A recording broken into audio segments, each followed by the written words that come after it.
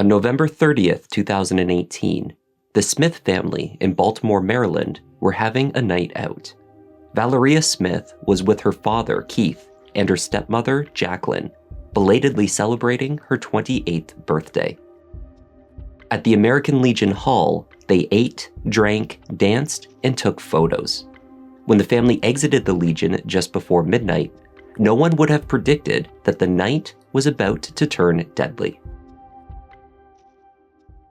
A few blocks from Valeria's home, Keith slowed the car to a stop and rolled down the passenger window. Jacqueline wished to offer money to a new mother who was out on the street, carrying a small bundle in her arms, as well as a sign that read, "Please help me feed my baby." As Keith would later tragically recount, stopping to help the woman in need would prove to be Jacquelyn Smith's fatal mistake. Both he and his daughter had a message for the city of Baltimore. Be careful who you trust, because things are not always as they seem. Hi everyone, I'm Kevin and welcome to Just Thought Lounge. Today's case takes us through a roller coaster of fabrications and deception. It is a story of a city's reputation being exploited. All the while, its officials were conducting a clever and in-depth investigation that would eventually uncover the truth. Let's take a look.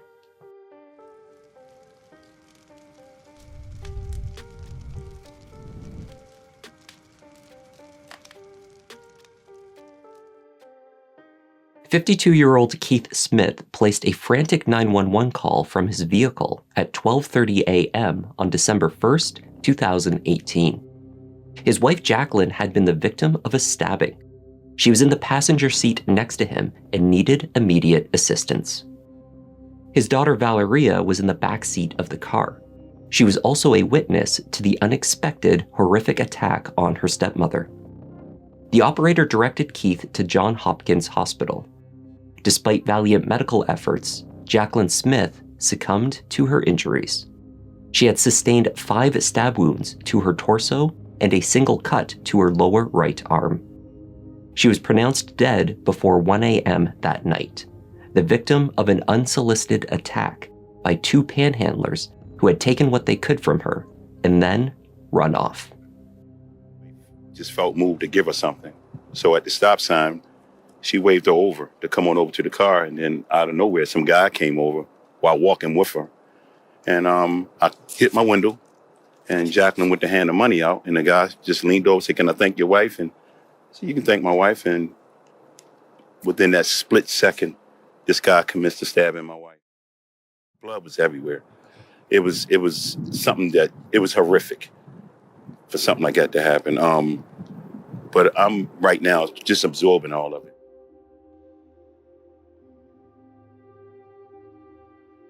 Jacqueline Ann Smith was born Jacqueline Trevane in Providence, Rhode Island on the 4th of July, 1964. According to her mother, she was a joyful child who grew into a loving and ceaselessly caring adult. At an early age, Jacqueline developed a love of music and of poetry. That's what we did. We enjoyed music, we listened to music. And so when I'm in my car and I'm listening to music now, I shed a tear. At the age of 54, Jacqueline had raised 2 adult sons, one in college and the second a graduate who had joined the U.S. Coast Guard. Professionally, she had been very successful, holding a role as an electrical engineer and working for the Department of Defense in Maryland. In 2014, she had married Keith Smith. The couple were active in their church. Jacqueline was known as a woman of faith. She was also known to have a very generous nature.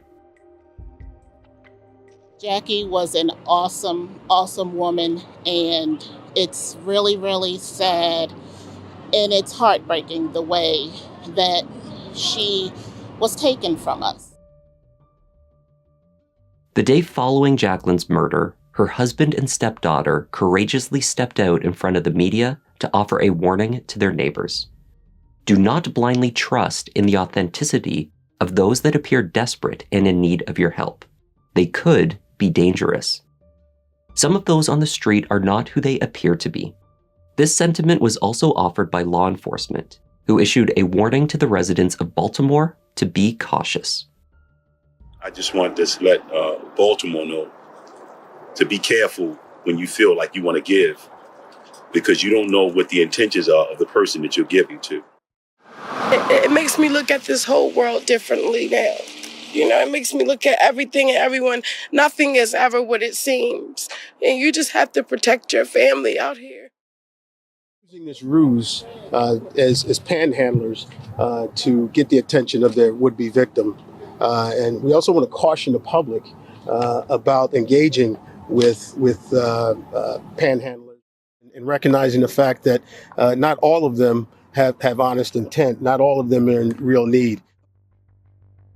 The nature of the attack on Jacqueline left many on edge and began to stoke fears of the homeless, not only in Baltimore, but across the country as news of the horrific murder spread into the national media. Attention was drawn further when Oprah heard of Jacqueline's act of kindness that had led to her death. She tweeted, "I've done this 1,000 times, but will think twice before ever doing it again." Law enforcement released the descriptions of the two suspects, ostensibly panhandlers who were targeting charitable individuals to rob them, and if need be, attack them.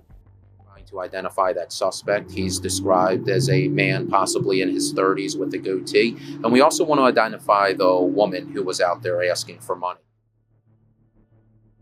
Homicide detectives had met with Keith and Valeria on the night of the murder at Johns Hopkins and had taken their initial statements. Then they drove straight out to the 1000 block of Valley Street to secure the crime scene. 3 detectives arrived within a few hours of the incident, yet they were unable to find any indications of the stabbing at the location where it had taken place. The next morning, at just past 10 a.m., Detective Beauregard, Singer, and Santos tried again, this time in the light of day. They began to conduct a canvass of the neighborhood. After walking the streets, searching the surrounding area, and speaking with local residents, they found nothing of evidentiary value. The team was unable to independently verify where the Smiths' Audi had stopped for the panhandlers. They could not locate any witnesses. The murder weapon, a knife, was not found. What did become apparent to the team of experienced detectives was that the 1000 block of Valley Street was not a well-traveled nor a very well-populated area. This was not an area panhandlers would typically be found. The survey of the neighborhood concluded that most of the houses on the 1000 block were vacant. Nobody's really panhandling right there. You know what I'm saying? Nobody. Keith and Jacqueline's 2012 Audi A7, driven by Keith that night, was brought to police headquarters directly from the hospital for processing. Latent prints were recovered from the exterior of the vehicle on the passenger side. But these were determined to be those of Keith Smith. No other prints were identified. A pair of black gloves were resting on the top of the center console, and a second set of yellow rubber gloves were retrieved from the back seat. An acrylic fingernail had broken off in the seat as well. It appeared to match those worn by Valeria Smith.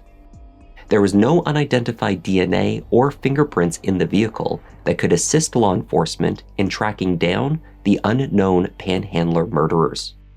Investigators were still seeking to corroborate the details provided by Keith and his daughter. Specifically, they sought to verify the route taken by the vehicle. The FBI were called in to assist with extracting data from the Audi's computer to obtain the GPS location data. They were unsuccessful. Despite their thorough and focused efforts, the Baltimore police were struggling to locate any leads. The Homeless Outreach Team, or HOT team, were also notified. Based on the descriptions provided by Keith and Valeria, this team used all its existing resources, but was unable to develop any suspects. I just want them to find, if anybody knows anybody, if anybody has any information, please help us and find out who did this to my stepmother, please. The inability to verify the crime scene was an obvious hindrance to the investigation. Seeking to piece together a timeline of the evening, investigators began by acquiring the surveillance footage across the city to track the Smiths' movements. They arrived at the American Legion Hall on Madison Avenue. Cameras there confirmed that the Smiths left the hall together at 11:45 p.m.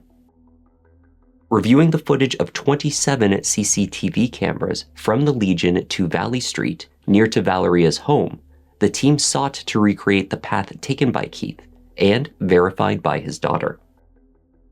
Detectives were unable to locate the Audi on any of the cameras around the areas described. They reviewed motion-activated residential security cameras that could have captured angles of the incident itself, first at East Chase Street. They found nothing.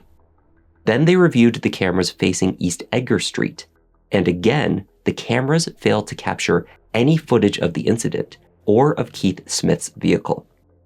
Their next step was to acquire the cell phone data from Keith and Valeria's phone.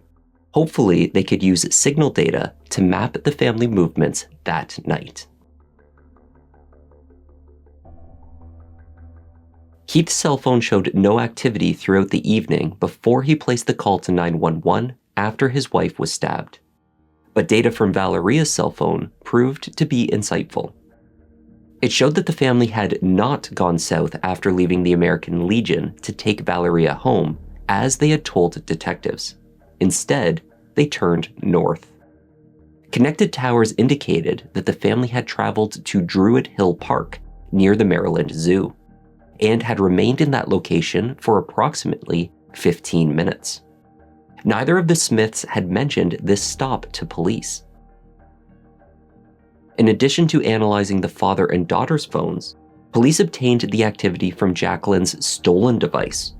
Curiously, the last activity shown on her phone was from about 4 p.m. that afternoon, from her home in Aberdeen. Although it was reported that Jacqueline had her cell phone with her on the night of her murder, there is no indication that it ever left her house. What of the other missing items? In the days following the murder, pawnshops across the city were checked for any of the belongings stolen from Jacqueline during the attack. Her necklace, purse, and cell phone had not turned up in any shops. They could not be located. A week and a half later, however, Jacqueline's Visa card was flagged. Someone had been using it. Detectives tracked down 3 male teenagers who claimed to have found the card in a Michael Kors clutch left at a bus stop on the corner of Caroline Street and Madison Avenue.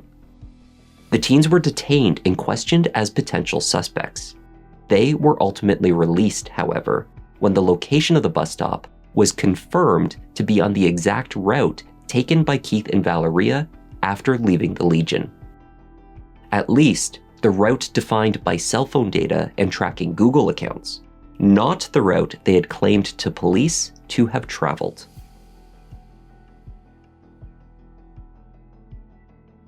After 3 months of investigating, the Baltimore detectives had failed to uncover a single piece of evidence linking Jacqueline's murder to a pair of panhandlers. What they had discovered was a series of inconsistencies and contradictions in the statements offered by the Smiths. For instance, Keith told police at the hospital that the second panhandler, the man, had reached into the car and stolen his wife's purse. In subsequent statements, he said it was the woman who did so. Some guy came over to say, "Can I thank her?" And as he did that, and I'm not thinking he's going to do what he did, he commenced to stabbing my wife. Snatched her necklace before I knew it, and the girl snatched a little pocketbook in the seat, and they both ran. Keith had initially been very vocal to the media and keen to offer a neighborly warning to fear the city's homeless population. But within a week, the story had picked up national news coverage, and Keith abruptly stopped taking interviews. Police confronted Keith with the location data. At that stage, his story changed once again. He claimed that he had been lost that night and embarrassed to admit it. Yes, they had gone to the park where the family parked for a time and looked through photos they had taken earlier in the evening on their phones.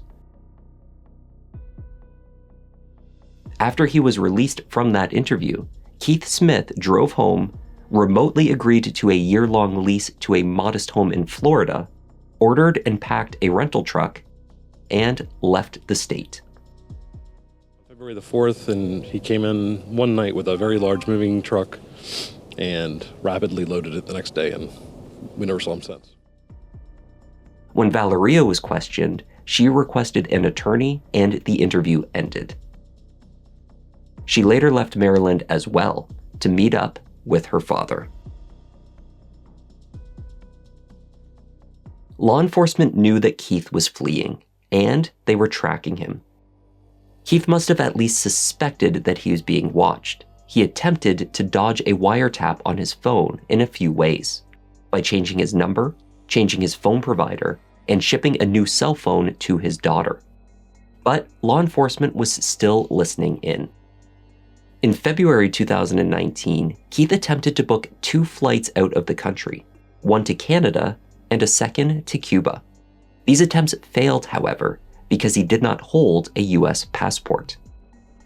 Keith eventually deduced that he could fly to the US Virgin Islands by providing only a driver's license. While placing these calls, his search engine was locating information on how one might travel to Mexico without formally going through a border crossing. On March 1st, Keith rented a car in Texas. This move prompted an immediate response by police in Baltimore. An arrest warrant was issued for Keith and his daughter 2 days later. The warrant stated that at the time of writing, 11:15 a.m. on March 3rd, both suspects were 20 minutes from the Mexican border in an obvious attempt to flee prosecution for first-degree murder. Let's be realistic. We would all love to take a vacation to Mexico. You get a chance to go to Mexico, you say yes. Your dad says, hey, you know what, let's head on down to Mexico, let's take a little family vacation, some R&R. I don't see there being any criminal element to that. Mr. Smith is always innocent until proven guilty, and I haven't seen anything yet that proves him guilty. Keith and Valeria Smith were arrested by Texas law enforcement later on the same day that the warrant was issued. In the course of our investigation, we developed evidence that Mr. Smith was leaving Maryland, so we made the appropriate national notifications, and the Texas State Police arrested him this morning. We pursued the evidence from the very beginning, and these detectives were very tenacious, they were very thorough and dedicated. These individuals took advantage of a situation, a city that is already dealing with its own problems. So we're looking forward to this cruel act being brought to justice. The arrest warrant did not outline how investigators believed the father and daughter had committed the murder. It outlined the many lies and deceptions fed to detectives throughout the murder investigation, as well as their failure to turn up any other suspects. But that was not all. It seems that the panhandler ruse was not the first plan proposed by Keith Smith to murder his wife. Investigators learned through a friend of Keith's brother, Vic, that Keith had previously asked for help getting rid of his wife.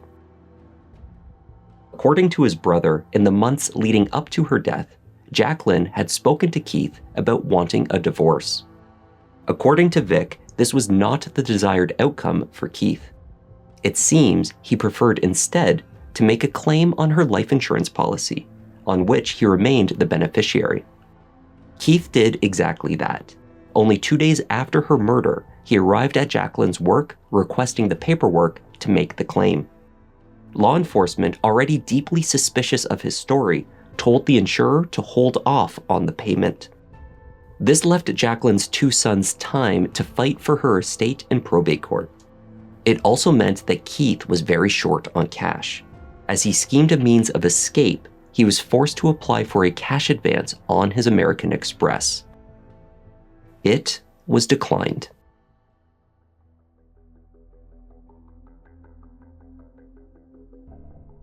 The news that the Panhandler murder had all been a hoax was not a surprise to everyone. In particular, Jacqueline's mother, who still lived in Rhode Island, told the shocked news media that she had always believed that Keith's story was nonsense. I knew it was phony. I didn't believe her husband at all.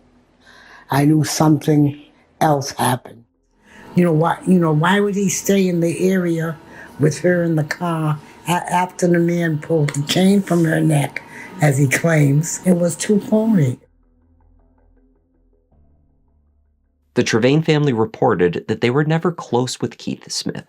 Because of this, it is unclear if they were aware of his criminal past. 20 years earlier, Keith had committed armed robbery 3 times at the same bank. In December 1999, Keith had lost his job with FedEx because of a loss of points on his driver's license. Worse still, according to the Baltimore Sun, he had just found out that he was HIV positive. Struggling to pay for household bills as a single father to his daughter and requiring medication, Keith had decided that the First Union Bank on York Road in Timonium was a prime target.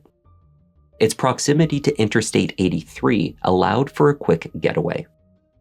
So, he walked into the bank wearing a ski mask and carrying a pellet gun. He jumped over the counter, emptied the drawers of cash, and exited from the back. This first robbery yielded a payout of about $15,000. 3 months later, he did it again. That time, he took home $16,000. It was 5 months later that he decided to put his plan into effect one more time. By that point, police had a description of his vehicle. After it was spotted in East Baltimore, a police chase ensued, ending in a crash and the arrest of Keith Smith. He served 6 years of a 12-year sentence in state prison. Keith told police that he had used the stolen funds to pay bills. When they searched his home, they located roughly $20,000 wrapped into bundles and hidden away in a black bag.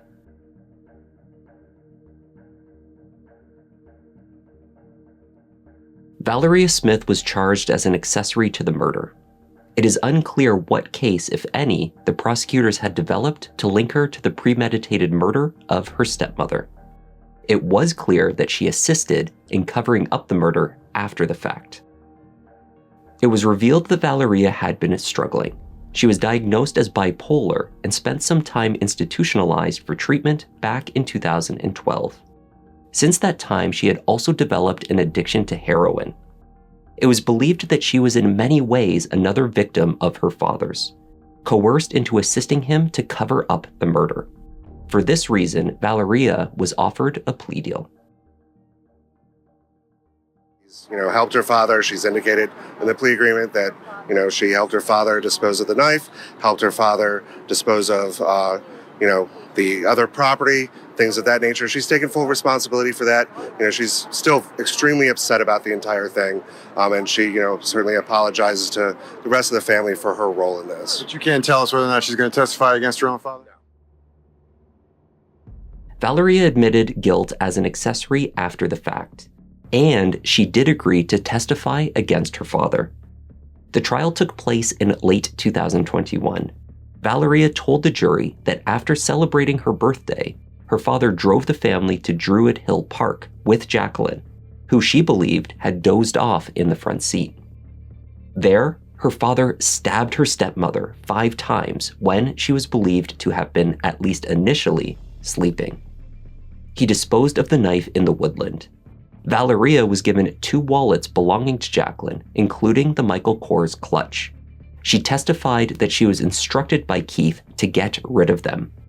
She left one at the bus stop at Caroline and Madison, where she watched as a group of youths wandered over and picked through it. The panhandler story was given to her by Keith. The defense team grilled Valeria over the length of time it took her to come clean. They accused her of playing a more active role in the murder and lying on the stand to save herself. The 32-year-old recovering addict testified that she was forced by her father to lie, but was telling the truth now because she did not want to go to prison for a murder that she did not commit. And they were in love. They were soulmates. She was just an awesome woman. She was a powerful woman. Like, I looked up to her, you know, and